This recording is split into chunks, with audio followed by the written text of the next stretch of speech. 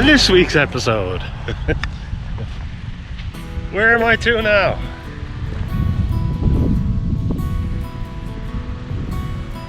Grand Falls, Windsor. Just arrived. Got it in my head last night. I wanted to come to the Exploits River. So, here we are. At the Salmonid Interpretation Center. And that big salmon, that's gonna be mine. Anyway, this week's adventure. There's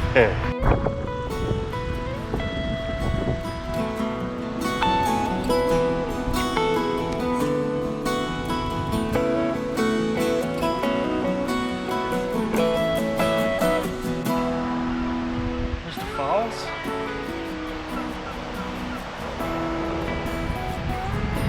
They're saying there's a lot of salmon this year. There you go. Here's a few. Coming up along. Now, two of them. Oh, yes, boy. A couple of nice big ones there. I don't know if you can see them on video. Man, oh man, what a load of salmon. Hey, one there trying to, oh, yes, boy. See him trying to jump up. Wow. Look. Oh, very cool. Very cool. He almost did it, that one there then. There you go. Yes.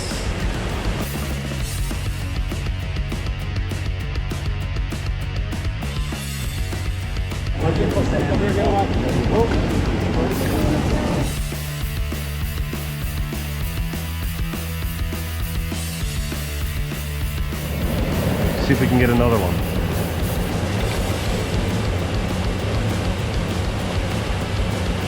Come on. That is so cool. Look at that one. Wow. There you go. There's another one just got his way through.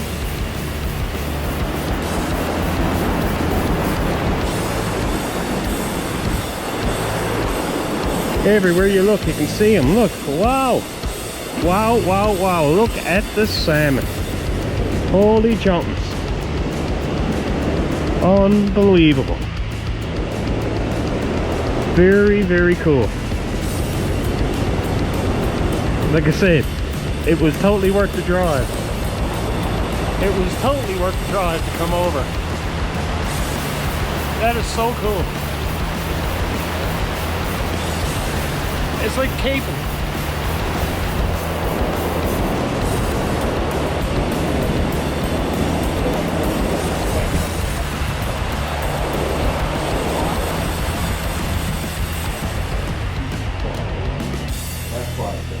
Okay, and you do this once a day? No. The least amount would be 3, but Okay. it depends on how fast they're coming in. Okay. Because you can't, number one, you can't let it get overcrowded. Did you say 3 times a day you're opening it? No, that's minimum. Oh. Yeah, that's when it's maybe, a little bit slow. We probably have to do this today, probably an hour and a half. Wow. That many coming up through. That's a big one. What a fabulous year. Anywhere, absolutely anywhere in any one of those tributaries. That second sense that I'm talking about for navigation, in biology is known as chemical imprinting. We use the word smell, the sense of smell, for lack of a better word. And what it is the babies were born up there, little fry. They stay in the river for 2 up to 3 years. When they're about this big, it's called smoltifying, and they're getting ready to leave. They take their time going down the river, and they can smell all the vegetation. They can even smell minerals that are in the rock. Now, you know how you have a cognitive map for your city? Like you can close your eyes and you can see your city? They can smell this river. And so when they get back into they know exactly where they're going. Now, if this is the Exploits River right here, and there's a bunch of small rivers flowing in here, and if they're born in this tiny little river right here, they may bypass it, but they'll know there's something wrong. And Nice looking area. I'm just here scouting out and trying to find places where people are fishing. Of course, I'm not used to the area. And you talk to the locals, and if they're smart at all, like I probably would know, I wouldn't be like that.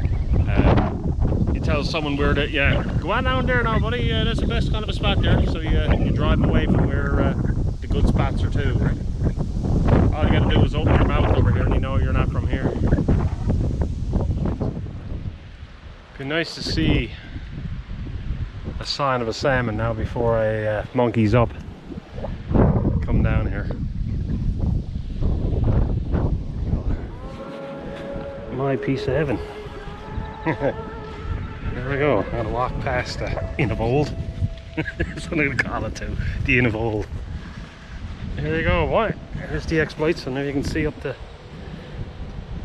There's a bunch of, it looks like a whitewater rafters coming down through, and kayakers. People over here are fishing. I'm after seeing right here. There's a gentleman just come past here. Just this little rip right here. I'm after seeing 4 now, and that's probably within the last hour. This gentleman just had a rise, and this is where I'm staying for the night, and maybe all day tomorrow and tomorrow night too. But anyway, I've seen salmon there. What an amazing day for salmon. Anyway, this is what I chose to do. This is where I'm too. Here's my little spot. Major log bringing everything down over the hill, and it's a real steep one now. Anyway, this is where I'm staying. I'm getting ready to go out now. All geared up.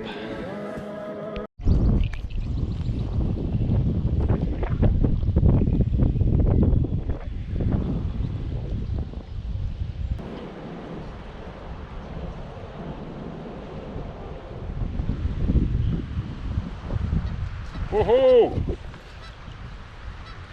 Wow, right out in that rip. I can't cast out there far enough. And the water, I don't know, I can't really tell here. But that's where they're too, out there in that current. They're coming up through that area. I'm afraid to chance it tonight. I don't want to go out there and fall. But it was a beautiful salmon there then. I can't get out there quick, or can't get out there far enough with my cast. No.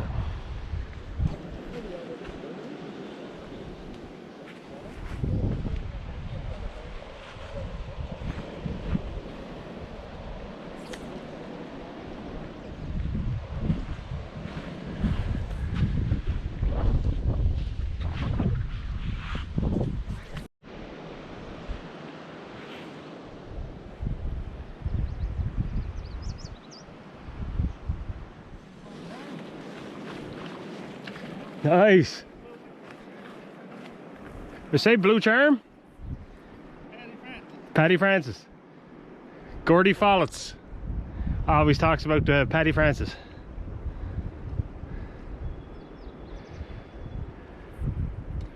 Well, I know where I'm going first thing tomorrow morning.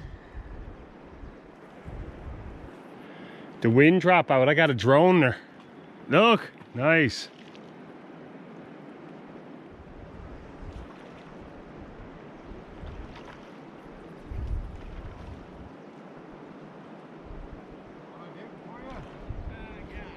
Ah, good job though, bud. Nice. That was a nice one. Yeah.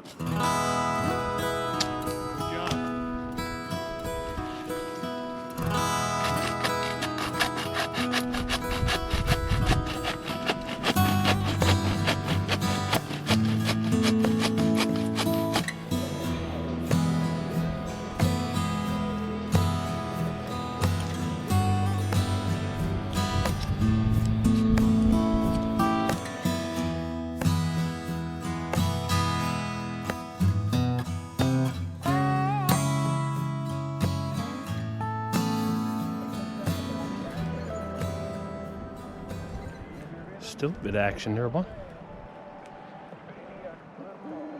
there's one there just come up then twice, jump flying through the air. Bars are still hanging in there. Good morning. Saturday morning. As you can see from the video, had an absolutely fabulous night. Really enjoyed it. Got up early this morning, 5 o'clock actually. and tried there on the lake, on the river there, again on the Exploits River. No luck. A couple of guys came back there again, the same fellas that was there last night, and nobody got any fish. So anyway, I packed everything up, as you can see.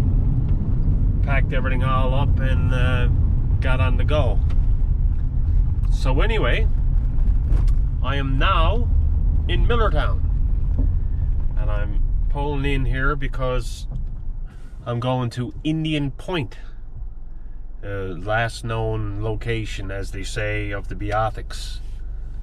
So the next part of the video you will see exactly where I'm to. As I was just mentioning, Indian Point, Beothuk interpretation site here in Millertown. Yeah, so I'm at Indian Point. I'm going to read this sign here now. Historic Site and Monuments Board of Canada and Parks Canada. Indian Point. Indian Point is an example of a camp where the Beothuks wintered in well-built, multi-sided mammotiques. So I'm corrected on that one. Mammotiques, I think that's how you pronounce it.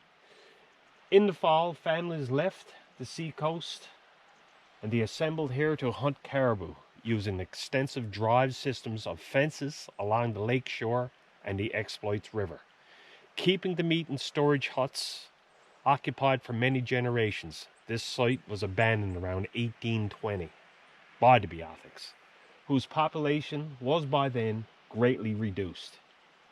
It is among the best documented Beothuk sites, first recorded by John Cartwright in 1768, followed by Shanawdithit in 1829, and archaeologists then in the 20th century. This is the first storyboard of, I think, 4 that's here. When European explorers arrived on the shores of Newfoundland in the late 1400s, the island was inhabited by the Beothuk Indians, Beothuk. At that time, they frequented the coast all around the island and hunted and trapped in the interior. The Beothuks lived in bands of up to 50 members and probably never totaled more than 500 people. Their daily activities were guided by a chief and a council of elders. A shaman monitored the healings of sick and the band's relationship with the spirit world.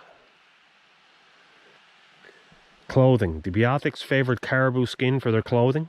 Their loose winter coats were made from several skins sewn together and belted at the waist.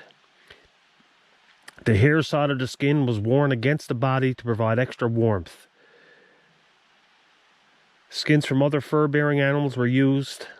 Collars, trims, and lining of garments made for the leather. Some of the coats had hoods or fringes attached. Separate arms-covered mittens, leggings, and moccasins or ankle boots completed their outfit. Although most documents claim the Beothuks went about naked, there was evidence that they wore loincloths. Mammotique.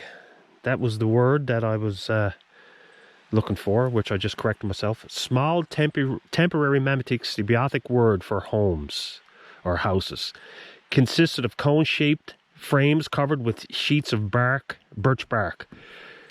More permanent winter mammotiques, large enough for 15 to 20 people, had 5 to 8 sided walls, and were banked with earth from the outside. Their cone-shaped roofs were secured with birch bark, with layers of moss in between. All mammotiques had a central fireplace with sleeping hollows around it. The occasional oval structure found in evacuated Beothuk campsites is believed to have been used for feasts in honor of the caribou spirit, an important feature in the Beothuk spiritual life. A summer mammotique drawn by John Cartwright on his 1773 map. Very interesting. The Red Indian Beothuk is the name for Aboriginal inhabitants of the island of Newfoundland. Applied to themselves, Europeans call them Red Indians because they rubbed a mixture of red ochre and oil on their bodies, clothing, and implements. The ochre was a mark of tribal identity, and the first coat given to infants was regarded as a sign of initiation. It was renewed once a year in a communal ceremony. It is likely that the Beothuks attributed special powers to this substance. Wow. Look at the birch bark. Beautiful. Look at that, eh? A wigwam, if I pronounce it right. Wow. Yes, boy. You talk about a peaceful area. Jumpins. The Beothuk hunters, fishers, and gatherers. The Beothuks were hunters and fishers who moved with the seasons. In spring and summer, families came in small groups to the coast.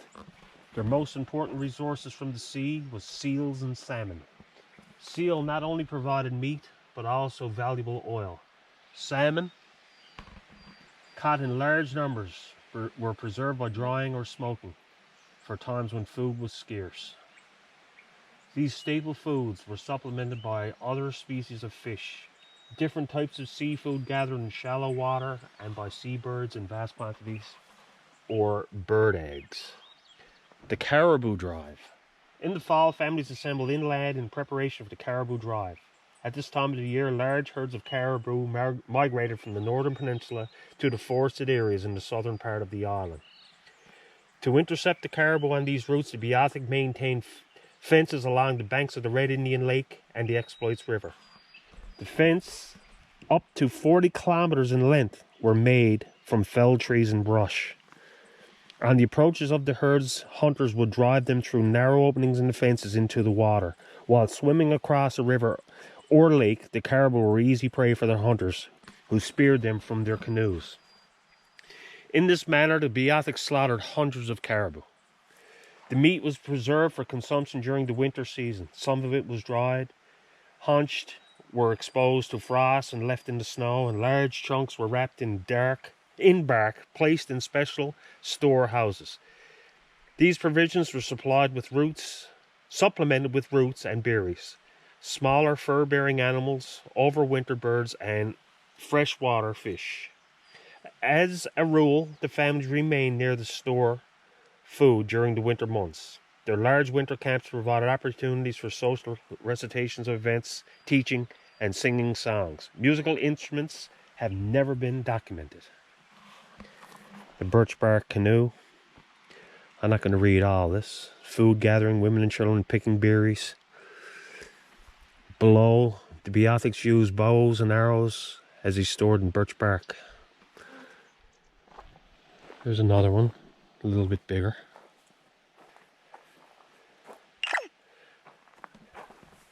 Sending pictures as I walk here.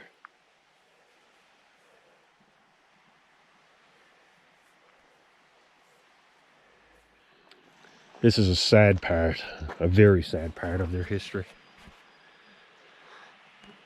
I'll read this one. The Beothuks, conflicts with newcomers. The story of relationships between the Beothuk and the newcomers to the island is overwhelmingly one of conflict. In the 1500s, explorers captured Beothuks to take them back to Europe.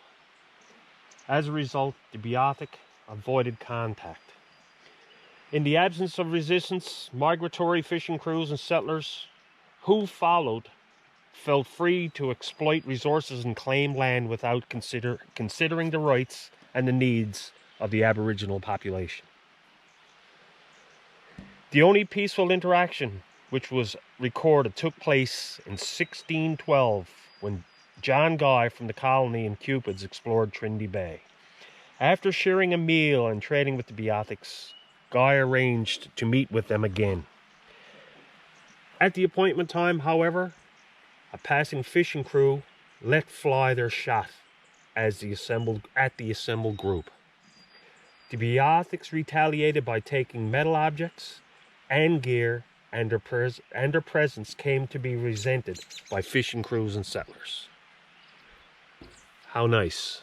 The Beothuks here long before the Europeans, and the Europeans came in and did this.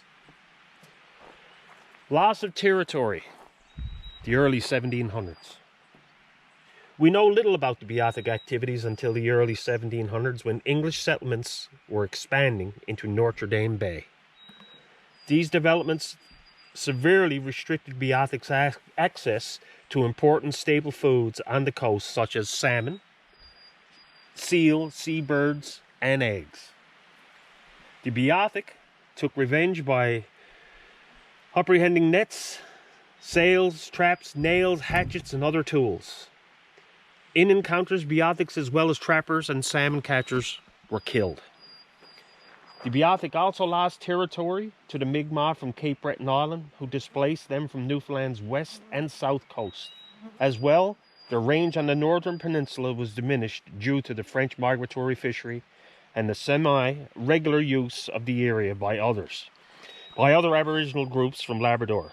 As a result, the Beothuk became largely confined to a part of Notre Dame Bay, to Red Indian and Gander Lakes, and the exploit system.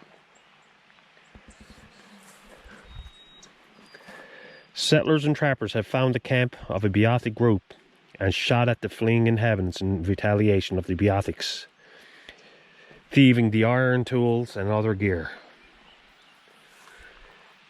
Beothuk artifacts made with nails, parts of traps, others iron goods, blah blah blah blah blah. John Guy and 3 of his men, Beothuks, in Trinity Bay, trading by the looks of it. Oh my god, the flies. Failed attempts to befriend the Beothuks. In August of 1768, Governor Hugh Palsner, I think that's the right pronunciation, concerned about the hostilities between settlers and Beothuks, sent Lieutenant John Cartwright inland to Red Indian Lake to open communication. The Beothuk families were still on the coast and the Cartwright's mission failed. However, he reported extensively about the Beothuk camps he saw on his way. Without receiving protection, the Beothuk were increasingly harassed and many cruel acts perpetrated by settlers and trappers had been recorded. Since the Beothuk did not have guns, they were not able to defend themselves adequately and suffered many losses. Being prevented from accessing traditional resources, they also began to starve and their numbers declined. And this is storyboard number 5. The Beothuk events at Red Indian Lake. The spot on which you are standing was part of the Beothuk larger winter camp. It became the focus of several important events in the history of the Beothuk. The capture, if I can pronounce this right, if I can't pronounce it right, please forgive me. demasduit, and I'm guessing that's okay. I'll start from the beginning. A momentous event that occurred on the shores of this lake was the capture of demasduit in March of 1819. In a daring feat, the Beothuk had cut loose one of John Penton Jr.'s boats. Penton obtained Governor Hamilton's approval to seek out the Beothuk inland. He wanted to retrieve some of his property and, if possible, try to capture one of the Indians alive. When Penton and part of 9 hardy trappers arrived at the Beothuk camp at Red Indian Lake, the Beothuk fled. Only demasduit, who had recently given birth, was captured. In a bid to rescue her, her husband, Chief Newcomers, approached the party and demanded her release. In the scuffle that followed, he was shot, as was his brother. demasduit's baby died 2 days later. Boy, oh boy, oh boy. demasduit was taken to St. John's, where its citizens found it difficult to believe that such an intelligent and modest young woman could be of the savage Beothuk. They became anxious for her to mediate peaceful relations with her people.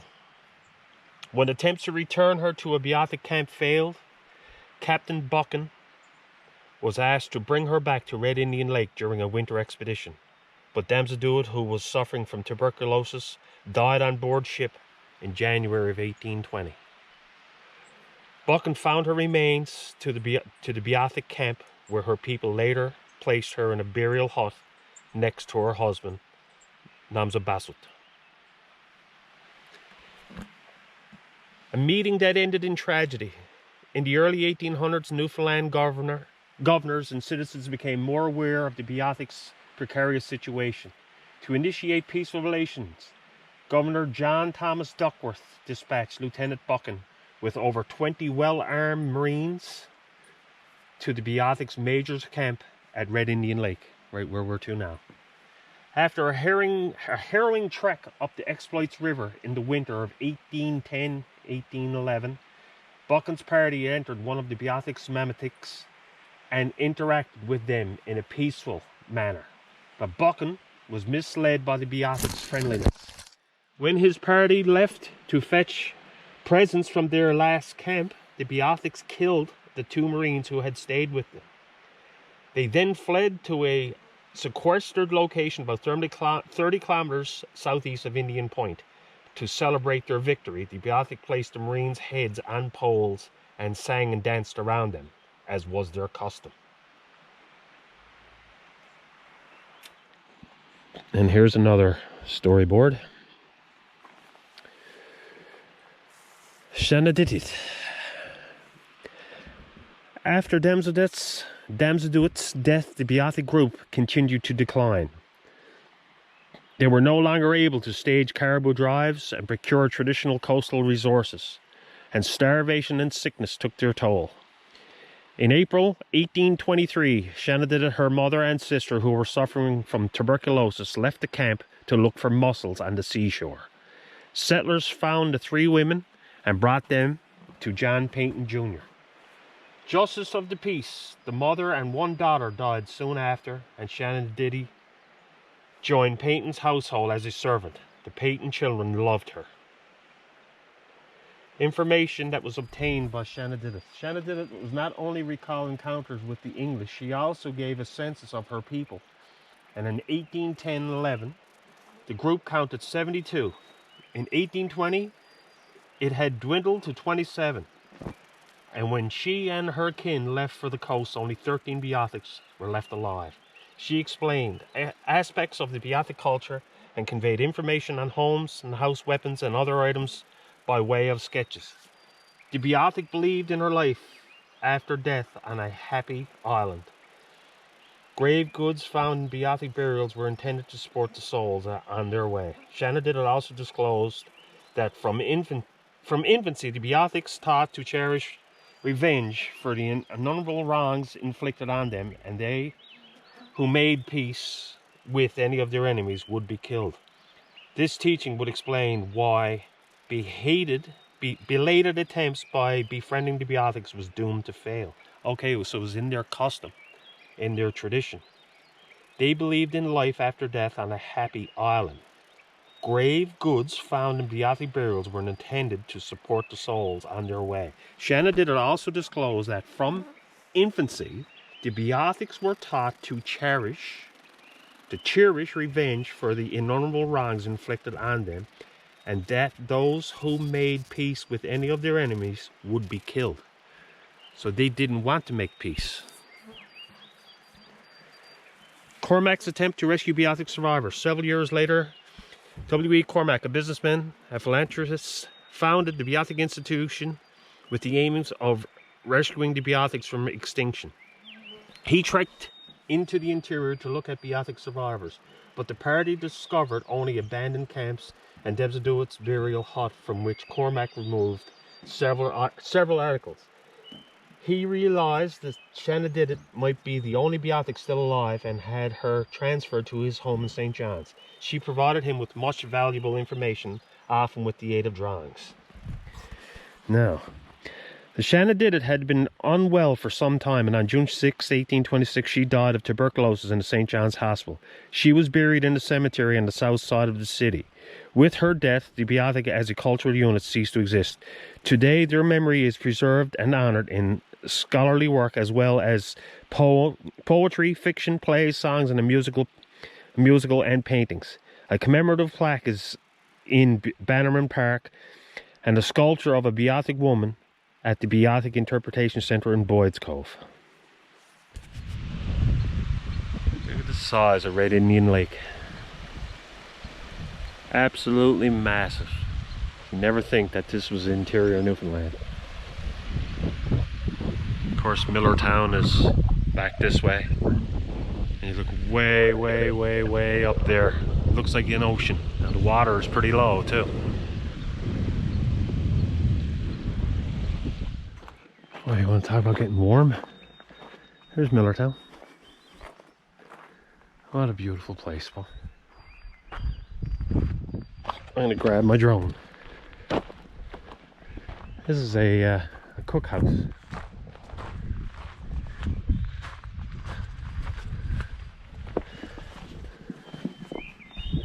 A public cookhouse. Oh, hello. Butterfly.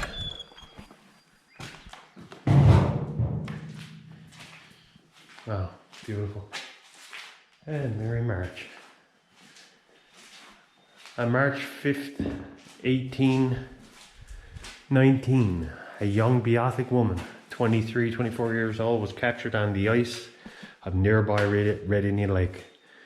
Mr. John Painton of Twillingate had been given permission to pursue and capture, if possible, the Indians who had been harassing his salmon and fur establishment on the Exploits River. He set up the exploits and on Red Indian Lake encountered a band of Beothuks. A struggle followed in which a woman, demasduit, was captured and her husband, demasduit, was killed. For earlier pronunciation, she was later renamed Merry March. Merry March, named by the English, or by the white man. She was taken to St. John's, where she remained for several months. That winter, she was returned to Botwood by Captain Buchan, who planned to make contact with the Beothuks through her. Unfortunately, she died aboard the ship on January 8th, 1820. Her body was placed near where she had been captured on Red Indian Lake. Her friends buried her coffin next to her late husband. Wow.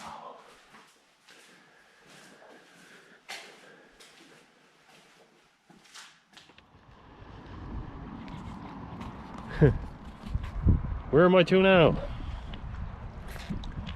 I'm in Harbour Breton. I'm in Conne River. You look across the bay there, that's St. Albans. I forget what the name of the community is over here, over across. I'm trying to figure out where the fueling port was too. I think it was around here somewhere. I remember landing here.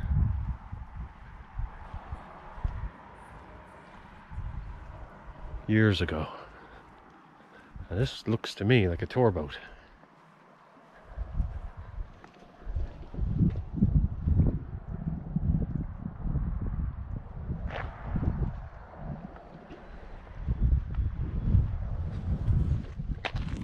Aquaculture pens there. Don't know what it is. If it's salmon, I'd say it's probably salmon.